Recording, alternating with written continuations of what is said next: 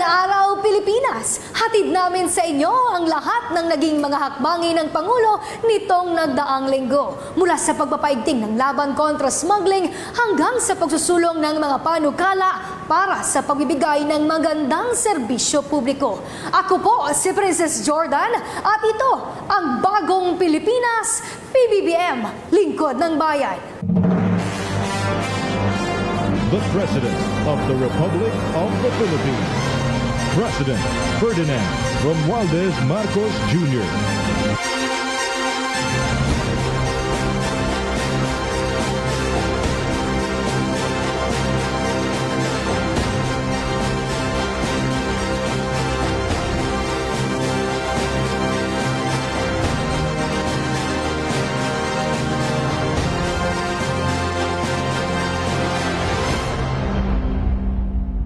Sa gitna ng mga usapin sa bigas, natanong mismo si Pangulo Ferdinand R. Marcos Jr. kung nananatili pa rin ba ang posibilidad na maaabot ang hinahangad na 20 pesos na kada kilong presyo ng bigas sa merkado.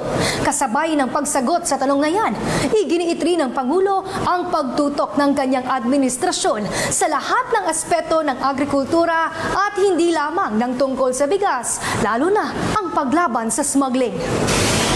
Pinangunahan mismo ng Pangulo ang pamamahagi kamakailan ng bigas sa ilang mga benepisyaryo ng programa ng pamahalaan sa Zamboanga, Sibugay. Ang sako-sakong bigas na ito ay mga nauna nang nasabat ng Bureau of Customs matapos mapag-alamang hindi tugma ang higit sa 40,000 bigas na jasmine rice sa idineklarang white rice sa import document. Imbis na masayang, idinonate na lamang ito ng Pangulo sa mga nangangailangan. Ginawang donation ng DSWD at sabi ko, ang pinaka-nangangailangan dyan ang mga beneficiary ng 4Ps. Kaya kunin natin yung bigas, ibigay natin sa kanila. Kasabay nito ay tinitiyak din ng Pangulo ang nagpapatuloy na pagtutok sa supply at presyo ng bigas sa merkado. Kaya naman natanong rin siya kung posible pa nga ba ang hinahangad na pagpapababa ng kada kilong presyo nito sa 20 pesos. Aminado daw ang Pangulo na maraming hamon para matupad yan. Kaya na lamang ng panay-panay na bagyo na apektado rin ng climate change. Pero giit niya,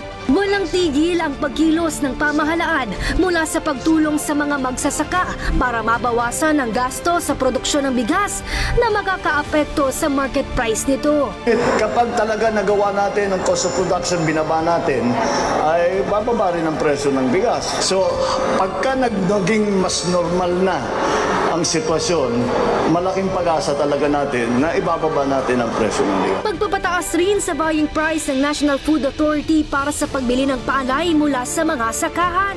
Ang masiguro na makapagbigay naman tayo ng magandang hanap buhay sa ating mga magsasaka. Kaya mabuti naman, maganda naman ang production cost naman ng mga farmer ngayon nasa 14, 15. So meron na silang pagkikitaan. Hanggang sa pagpapatupad naman ng mandated price ceiling sa regular at well-milled rice para sa kapakanan ng mga consumer. Nasinabayan rin ang cash aid distribution para naman sa mga rice retailers na apektado ng price cap. Tulungan din natin yung mga retailer dahil nung nag-price cap, nakabili na sila na mahal at mabibenta nila na mura lang, hindi sila kikita, baka may lugi pa sila. Kaya yun, tinutulungan namin. Bukod sa bigas, sinisiguro rin ng Pangulo ang pagtutok sa ilan pang usapin sa sektor ng agrikultura. Pag sinasabi natin agriculture, ang ibig sabihin ng agriculture hindi lamang bigas o mais, kung hindi pati fisheries at saka livestock. Kaya kasama sa ating development plan ang mga fisheries. Sa agri-fishery, binabantayan daw ng pamahalaan ang breeding season ng mga isda para matiyak na hindi nauubos ang supply nito, habang tinutugunan din ang issue ng pagkasira ng mga huli dahil sa kawalan ng storage facility. Dahil ang spoilage natin ngayon ay hanggang 30% ang nasisira doon sa isdang nahuli natin. Dahil walang nabubulok, walang cold storage. Kaya nagtatayo tayo ng cold storage. Lahat ng yan, bahagi daw ng hakbangin para may sapat na supply ng mga pagkain na mabibili naman sa abot kayang halaga.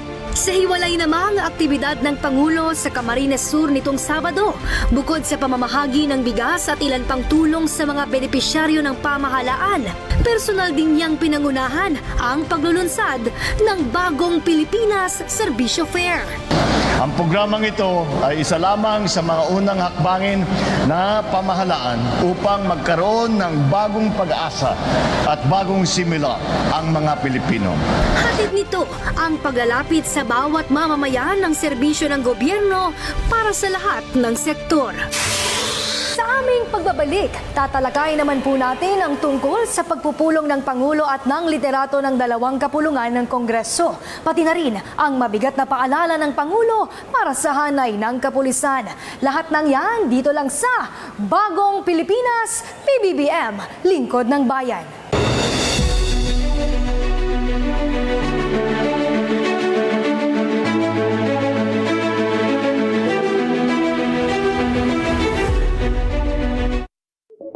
Kaibigan, if your relationship with your partner is full of dishonesty, lies, and you're just being fake, then that's a red flag. It's like sharing fake news to people on the internet. IBC 13 strongly believes that fake news is abuse, and it's definitely a red flag. Because misinformation, disinformation, causes harm to people, to an organization, and even to loved ones. Let's not be toxic or be a red flag. Let's be green flags and spread factual news, because fake news is abuse.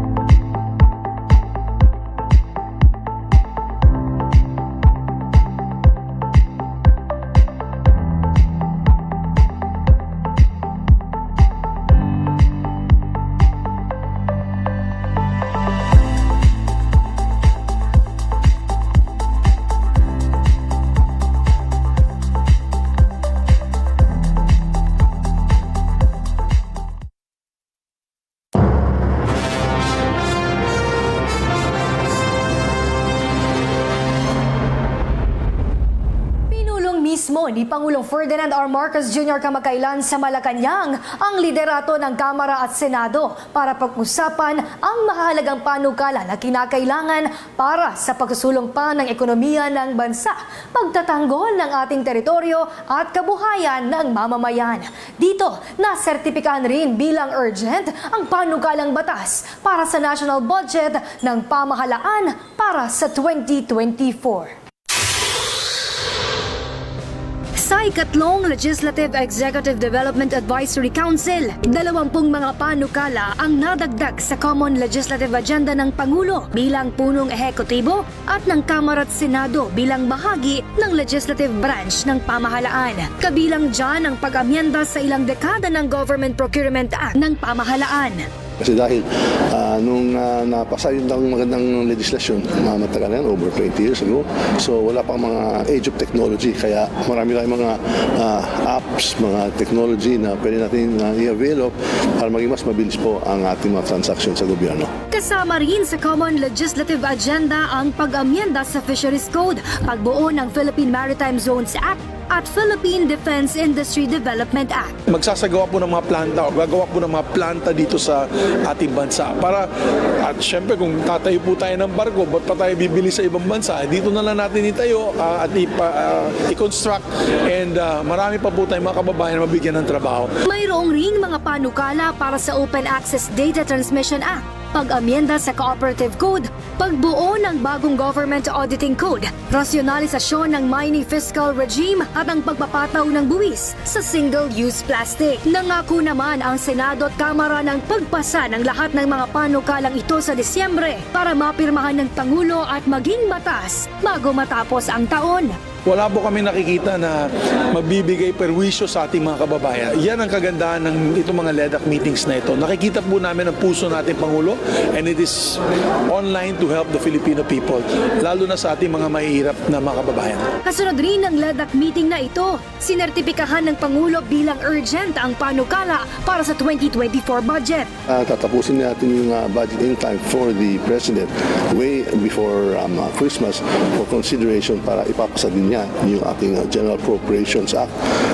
We hope that he will be able to sign it before Christmas. Mahalagang maisabatas ang panukala para sa budget ng pamahalaan bago matapos ang taon. Iniiwasan kasing mapilitan ang reenactment ng 2023 budget para sa 2024 dahil mangangahulugan itong hindi malalagyan ng budget ang mga bagong proyekto na hindi nabanggit sa 2023 General Appropriations Act.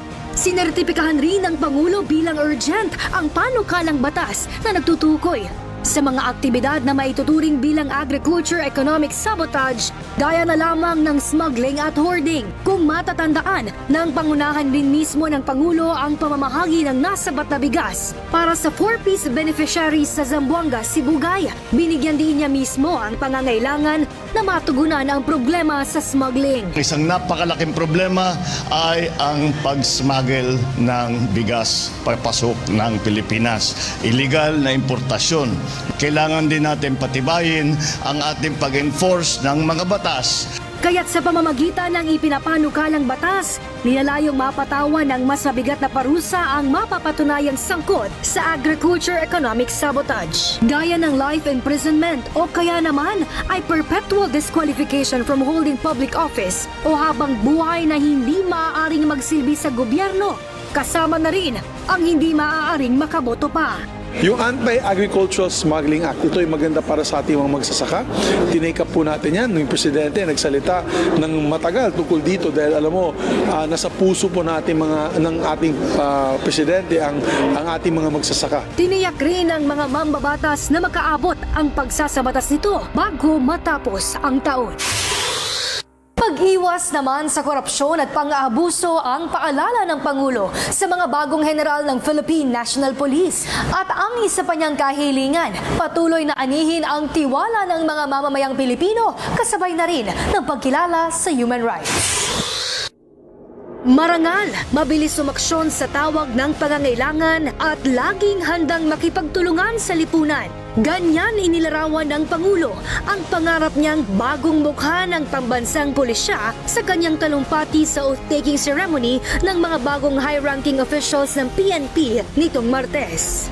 Sa harap ng mahigit 100 newly promoted PNP generals, matapang ang naging pahayag ng Pangulo. Tiyaking malinis muna sa anumang uri ng korupsyon at pang-aabuso sa karapatang pantao ang hanay ng pulisya sa ilalim ng kanyang administrasyon. Pagbibigay din kasi ng Pangulo, hindi niya kukonsintihin ang anumang uri ng paglabag sa mga ito.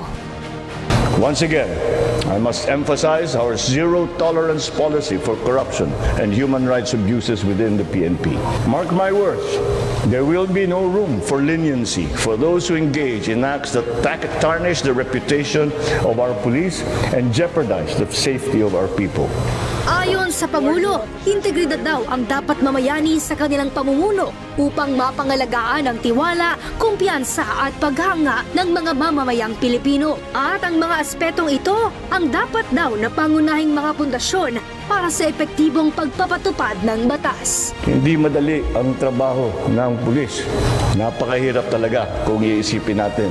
Ngunit ang tinitignan ng ating mga kababayan kapag tinitignan nila ang ating mga kapulisan ay nandiyan kayo at kayo ay tumutulong at nakakatiyak sila na ang kanilang seguridad ay inyong binabantayan. Kaya bilang pagkilala sa kritikal na papel na ginagampanan ng pulisya, siniguro niya ang buong suporta ng pamahalaan sa kanilang mga plano at programa para sa ahensya. As President, I assure you, this administration is always supportive of the PNP's plans and programs, especially those that bolster your capability.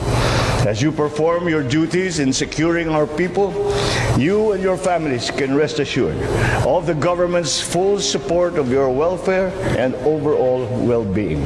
Ngayong taon, pinatunayan ng PNP ang kanilang commitment sa pagsulong ng integridad at transparency matapos makapagtala ng 7.87% na pagbaba sa overall crime rate sa bansa mula January 1 hanggang September 15 kumpara sa kaparehong panahon noong 2022. Bukod dyan, nasa mahigit 7 milyong halaga rin ng ilegal na droga ang nasabat ng pulisya mula sa halos 35,000 na matagumpay nilang operasyon sa loob ng 9 na buwan. Ito ay malinaw na pruweba na pakikiisa ng ahensya sa isinusulong na seguridad at kapayapaan ng Pangulo tungo sa maunlad na Pilipinas para sa mga Pilipino. Ito rin naman ang naging mensahe ng Pangulo sa mahigit 1 milyong lingkod ng bayan kasabay ng ika-123 na anibersaryo ng Civil Service Commission.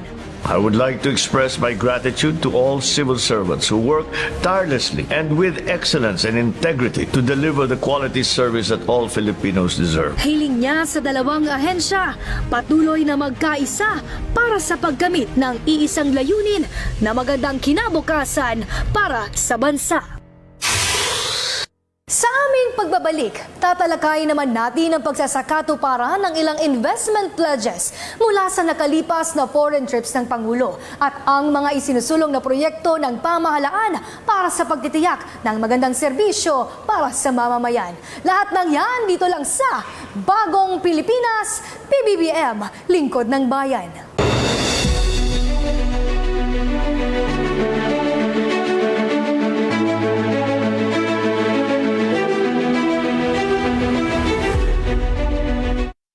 Mga batas na sinusunod, binubusisi sa House of Representatives at Senado, bantayan po natin tuwing linggo, 10 o'clock in the morning sa programa. Ito ang Kongreso. Walang mintis na pagbabalita. Inyong matututukan. Nagpaabot ng pakikiramay si Pangulong Ferdinand Marcos Jr. Aabot sa mahigit 100 pamilya ang 2 minutong news updates. Ihahatid sa inyo buong maghapon. IBC Express Balita mula Lunes hanggang Biyernes. Dito lang sa IBC 13.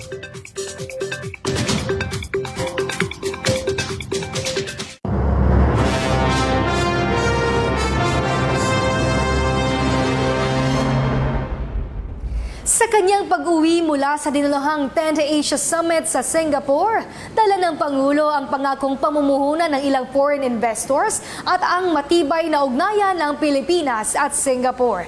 At bago bumalik ng bansa, may sorpresa rin siyang handog sa mga OFW na maituturing ring malapit sa kanyang puso.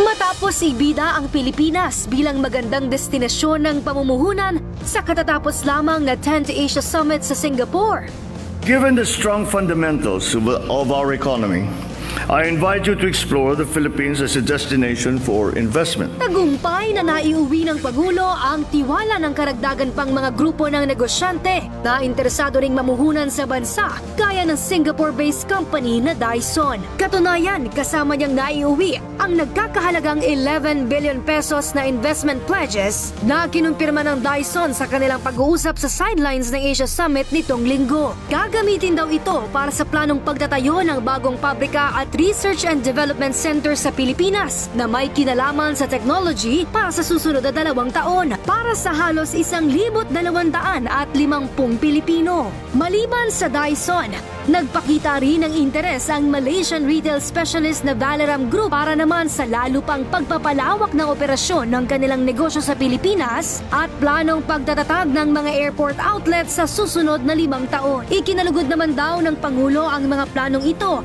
ayon mismo kay House Speaker Martin Romualdez. The Tyson's Group and the Valicam Group, and they're investing and topping up the expansion plans in the Philippines, and President welcomes and will support all of these initiatives. Kasunod naman ng mga pagpupulong na ito, nagkaroon din ng pagkakataon na makapag-usap sina Pangulong Ferdinand R. Marcos Jr. at sina Singapore Prime Minister Lee Hsien Loong. Sa kanilang pag-uusap, natalakay daw ang mahalagang usapin na asahang magbubunga sa mas matatag pa na kooperasyon sa pagitan ng dalawang bansa. Kasunod dito ang kanilang panonood sa F1 Grand Prix sa Singapore sa imbitasyon pa rin ni Prime Minister Lee. At para makumpleto raw ang kanyang official trip, sorpresang binisita ng Pangulo ang mga kababayang overseas Filipino workers sa Lucky Plaza sa Orchard Road sa Singapore, kung saan dinumog at dinagsa siya ng kanyang mga taga-suporta. Ang mainit nilang salubong, dala raw ng kanilang pagtitiwala sa Pangulo na nasa tamang landas na ang bansa tungo sa pagkamit ng isang bagong Pilipinas.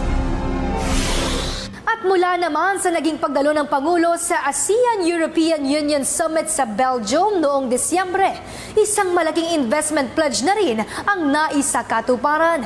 Isang patunay ng pagbubunga ng paghihikayat ng Pangulo sa maraming kumpanya na mamuhunan sa Pilipinas.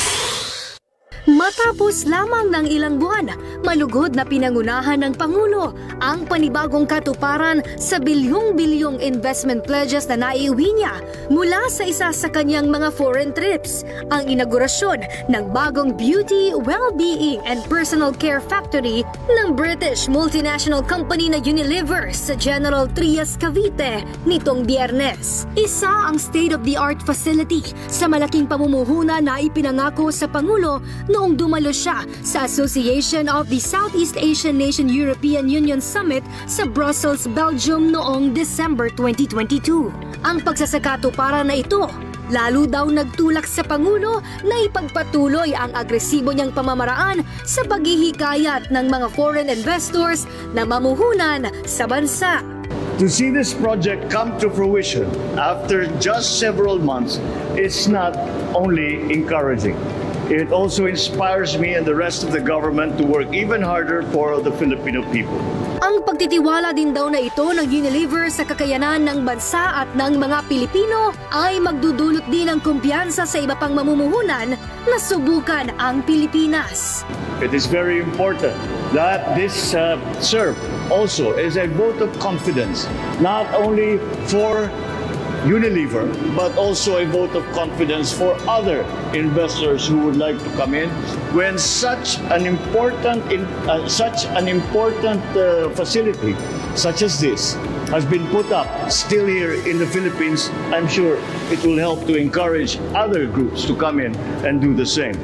Nagkakahalaga ng 4.7 bilyong pesos na pamumuhunan ang manufacturing plant na ito na inaasahang magbubukas ng higit 5,000 trabaho sa mga Pilipino. At ang halos 70,000 tonelada ng iba't ibang hair and skin product na target na maproduce ng planta para sa domestic at foreign demands, nakalinya pa sa isinusulong na green programs ng Pangulo sa sektor ng manufacturing. These intend to lessen the environmental carbon footprint, deliver basic goods and services to vulnerable sectors, and address plastic pollution.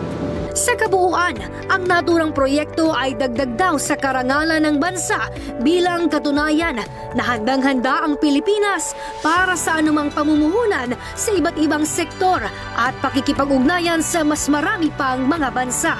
Kaya naman sa presentation of credentials ng Ambassador ng Switzerland at France, tiniyak niya sa mga opisyal na patuloy na pahahalagahan ang iba't ibang kooperasyon ng Pilipinas sa dalawang bansa para sa mas marami pang oportunidad. At para mas mapabilis rin ang pagsasakatuparan ng maraming proyekto, bunga ng iba't ibang pakikipag-ugnayan at kooperasyon, nakatakdang maglabas ang Pangulo ng isang executive order na magpapabilis sa proseso at mga kinakailangang requirement para sa maraming infrastructure flagship project ng administrasyon. Bukod sa magbubukas ito ng oportunidad sa sektor naman ng infrastruktura, mahalaga rin ito sa layunin niyang economic transformation. At yan po ang mahahalagang pagkilos na isinagawa ng Pangulo nitong nakalipas na mga araw mula sa paglaban sa smuggling, pagtitiyak ng pondo para sa mga programa ng gobyerno at pagsusulong ng serbisyo para sa mamamayang Pilipino. Kaya naman sa mga susunod na linggo, muli niyo po kaming samahan para sa pagtalakay ng mas marami pang hakbangin ng Pangulo. Ako po si Princess Jordan at ito ang Bagong Pilipinas, PBBM, Lingkod ng Bayan.